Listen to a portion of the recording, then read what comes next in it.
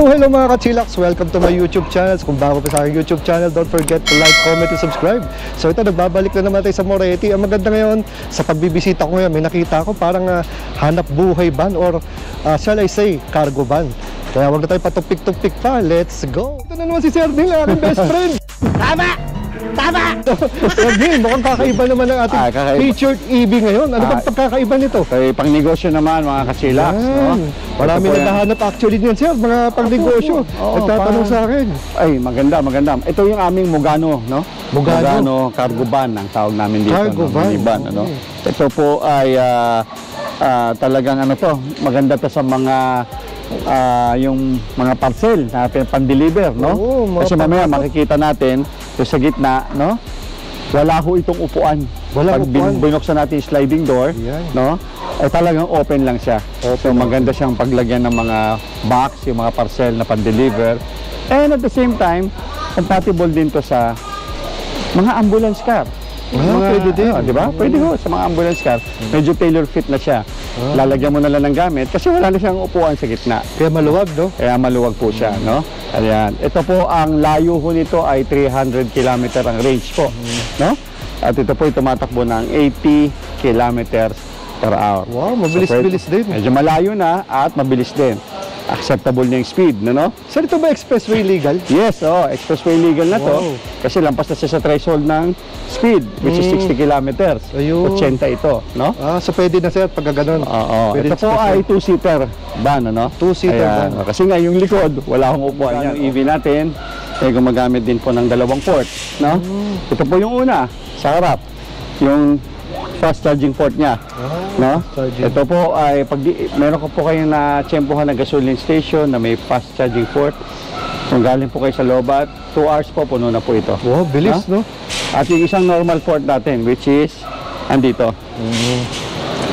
Yan. Galing, dalawa. Yan po siya. Yan. Ito po yung mga pwede sa mga mall at saka sa bahay, no?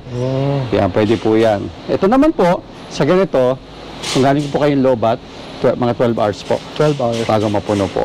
Yan. So, dalawa po ang location yan. Yan, at saka ito po. Yan.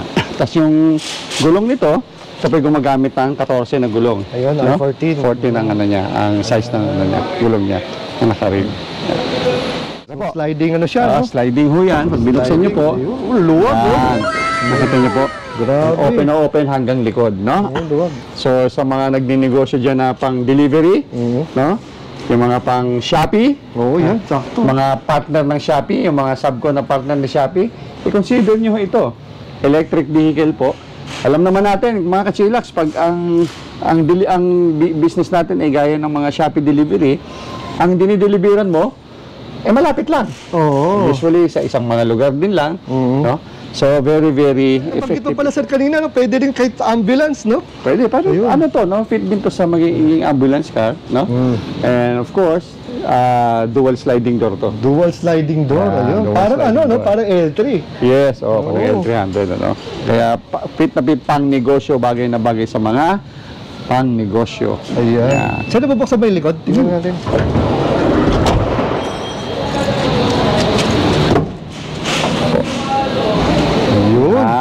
Pwede kayong mag-load doon, pwede kayong mag-load dito sa likod, di ba? Na mini cargo van. Yeah. Ito nga yung mga pinag-uusapan natin kanina ka-chillax, no? Meron kaming wide array of mga electric vehicle dito sa Moretti, no? Kung gusto niyo for personal use, pwede. Kung gusto niyo mga pang-negosyo, ito, meron din kami. Kung anong klaseng type of negosyo, pwede rin, bagay din po yung mga ibang EV namin sa particular na negosyo ng mga ka-chillax. Yeah. Sige, sir, pasok naman tayo sa loob. Sarap.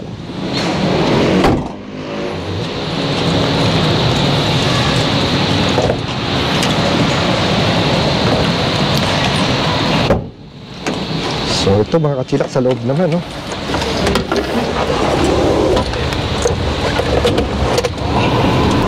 Yan, mga ka-chillax. Nandito na tayo sa loob ng Mugano EV cargo van namin, ano, minivan, ano. Ayan. Ito po ay mga basic lang ang inaano, no. Fini-feature niya, no. Power window siya on both, no, dito. And of course, may controller din dito para sa side ni Kachilax, no? Kaya pwede mo kontrolin dito.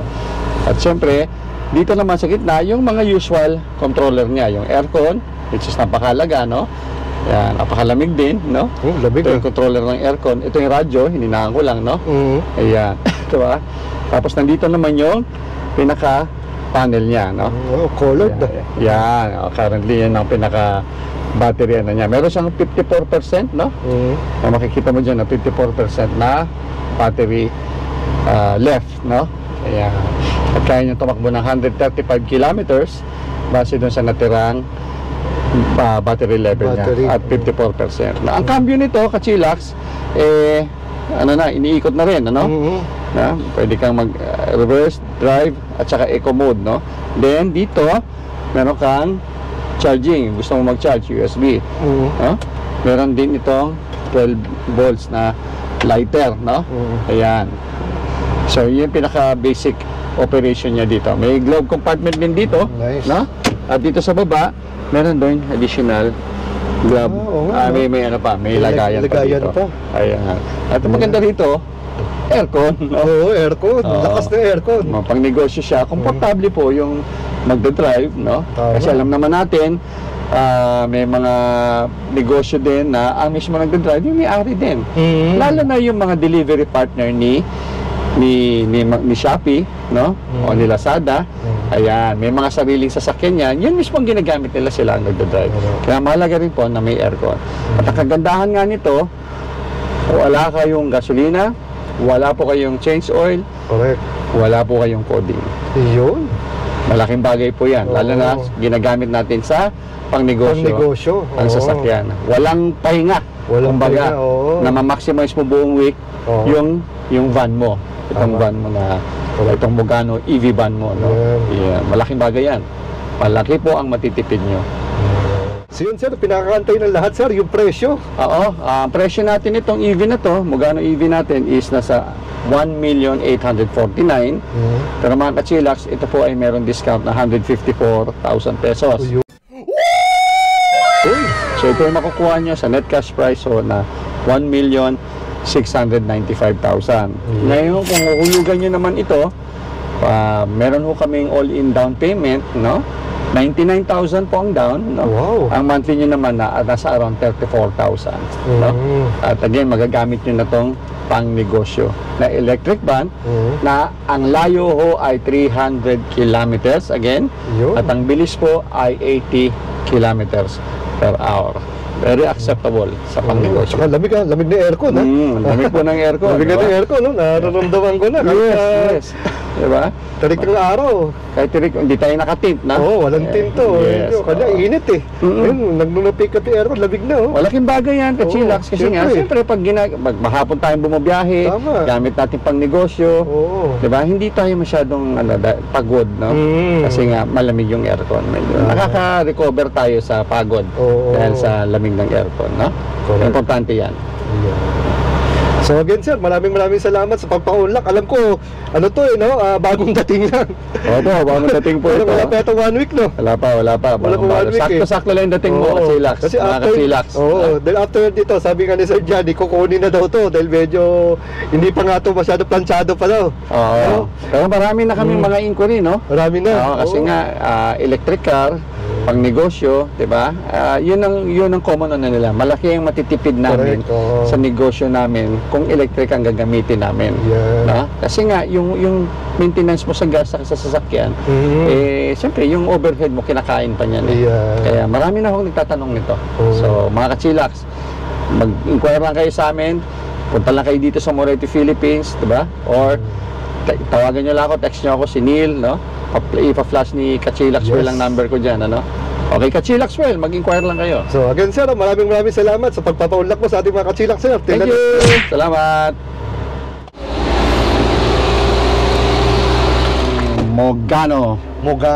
Ayan.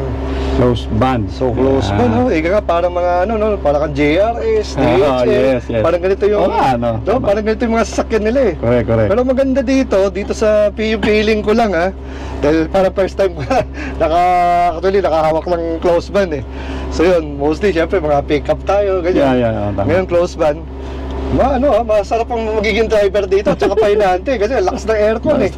Dito, pwede sila mag-aircon kasi nga walang gasolina. Correct. No, tipid eh. Tipid. Kahit mag-aircon all you can ka, walang problema. So the usual, Tama. ang usual, ganun pa rin, mechanical lang ating handbrake. And ilang sir to? Anong kilowatts 60 dito? kilowatts ito. 60 kilowatts to sir, no? Yeah. So ito pala sir, para may eco mode din. Eco mode Eco mode tsaka drive mode lang. eco and drive mode. So, ayun. So ikaw, kahit pa paano, makakatipid ka, no? Yan. Yun. So pansin ko talaga sa mga electric sir, no? Napakalambot talaga ng ang isang denominator na nakikita ko, napakalambot ng power steering. Yes. So, No? convenient talaga. Very convenient, no? Ewan ko lang sir sa sa mga, yung katulad ng nalayo mo na ba yun sir? Yung mga pickup, yung mga parang truck natin. Yung drop side? Hindi Yung pa. drop side, no? Hindi pa. Hindi pa. No? Grabe. Kararating din lang yung mga yan. Halos Oo. kasabay nito yun. Dumating.